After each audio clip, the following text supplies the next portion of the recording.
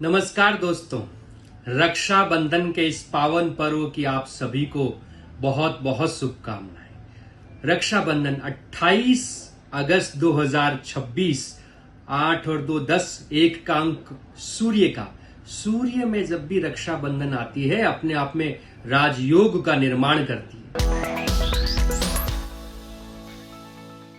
तो दर्शकों, सबसे पहले हम बात करते हैं रक्षाबंधन के शुभ मुहूर्त की कि रक्षाबंधन कब मनाना चाहिए, राखी बांधने का शुभ समय क्या होता है। तो शुभ समय की अगर बात की जाए दर्शकों, तो सवेरे 6:39 से 9:48 का जो समय है वह सर्वश्रेष्ठ माना गया है।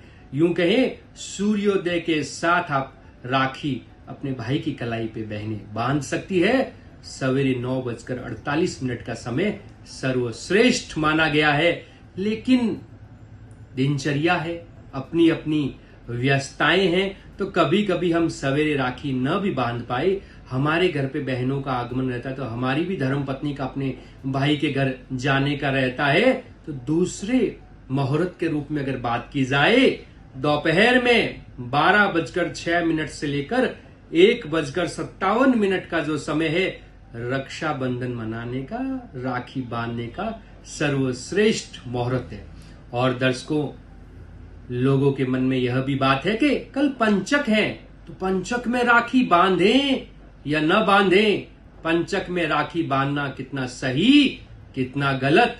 तो ध्यान दीजिएगा दर्शकों, जब सूर्योदय के साथ पूर्णिमा तिथि रहती है और सूर्य जब राजयोग में रहता है तो पंचक का प्रभाव निष्क्रिय हो जाता है। तो कल किसी भी तरह से रक्षाबंधन के इस पावन पर्व पे पंचक का कोई प्रभाव नहीं है।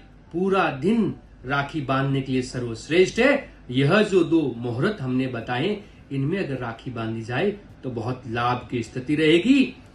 बहनें जो हैं भाइयों को तिलक जो करती है, तिलक के साथ जो कुंकू और चावल लगाते हैं, राखी का रंग लाल, गुलाबी और केसरिया रहे तो और भी लाभदायक रहेगा। अगर चांदी की राखी बांध सकते हैं, आर्थिक समर्थता और मन की बात है, तो चंद्रमा चांदी का जो प्रतीक है हर तरह से परिवार में खुशहाली प्रदान करता है।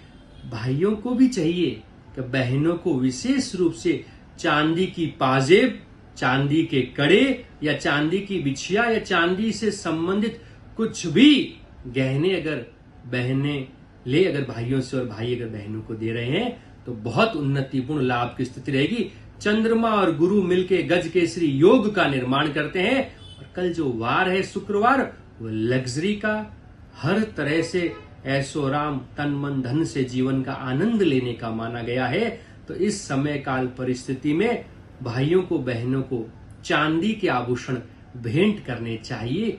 विशेष रूप से मूलांक 3, 5, 6 और 9 मूलांक वाले जो भाई हैं, मूलांक से तात्पर्य दर्शकों 3 का मतलब 3, 12, 21 और 30 से है, उस मूलांक वाले व्यक्तियों को अपनी बहनों को चांदी के आभूषण के साथ साथ लाल, केसरिया, गुलाबी रंग के वस्त्र भी भेंट करने चाहिए। और अपने घर आई बहन बेटी का आप चाहे किसी भी तरह के मिष्ठान से मुंह मीठा करवाइए, लेकिन सफेद रंग की मिठाई से मुंह मीठा करवाना भाइयों का बहनों के लिए और बहनों का भाइयों के लिए दोनों तरह से ही सर्वश्रेष्ठ रहेगा।